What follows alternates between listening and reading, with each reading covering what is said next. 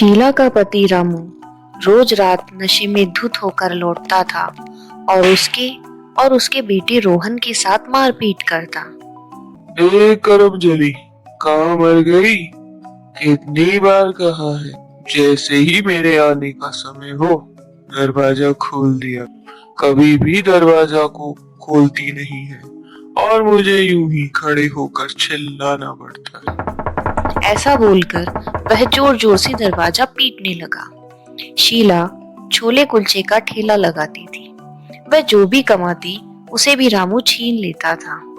वो रसोई के डिब्बे में कुछ पैसे छुपा कर रखती थी और उसी पैसे से उसके बेटे की स्कूल की फीस और उनके 2 वक्त के खाने का इंतजाम हो पाता था।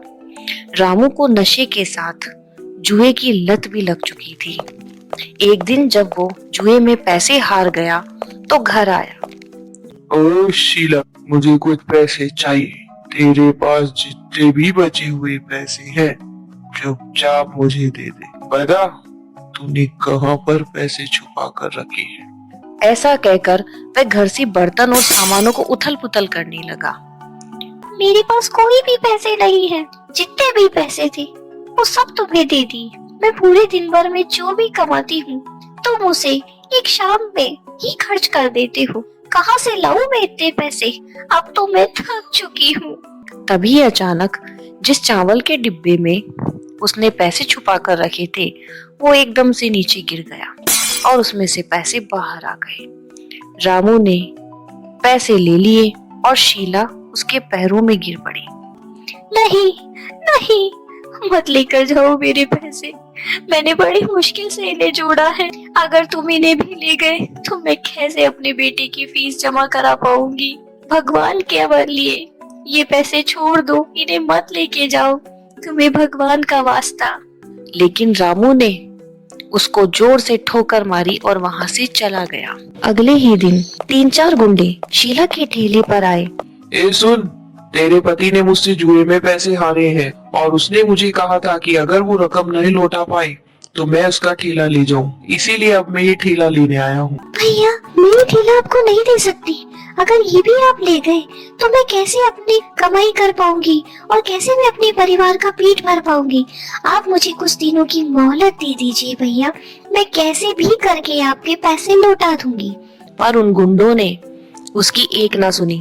सुन, तू ज्यादा नाटक मत कर। तेरे पति ने मुझे बोला था और उसने अब मुझे पैसे नहीं दिए तो आज से ये ठेला मेरा है, समझी? चल हट।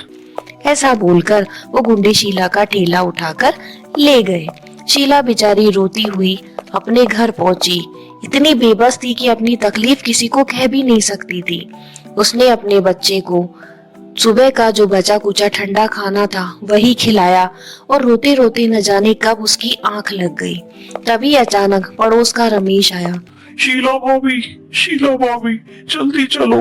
सड़क पर बाबू भैया की लाश पड़ी है। जल्दी चलो भाभी, जल्दी। शीला बेसुध दौड़ती हुई सड़क पर पहुंची। उसने देखा कि रामू के सर से काफी खून बह चुका है और रामू की घटना स्थल पर ही मौत हो गई। शीला ने जैसे तैसे पैसे जमा करके उसका अंतिम संस्कार कराया। अब क्या था, शीला पर तो जैसे दुखों का पहाड़ टूट पड़ा था।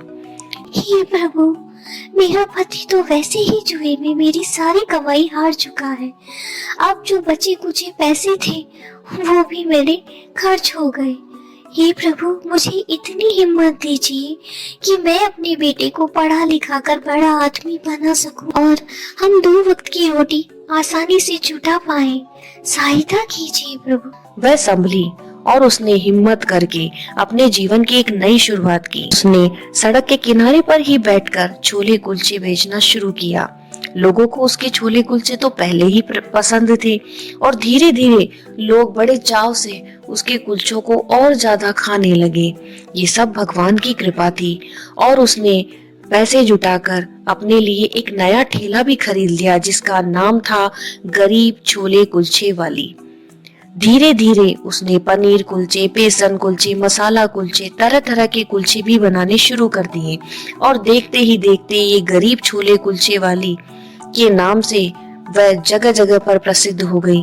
अब लोग दूर दूर से उसके कुलचे खाने आने लगे थे और उसका घर भी आराम से चलने लगा था और उसका बेटा भी बहुत अच्छी तरीके से पढ़ने लगा था। किसी ने सच कहा है कि जब दुख बहुत ज्यादा बढ़ जाते हैं तो सुख का रास्ता खोल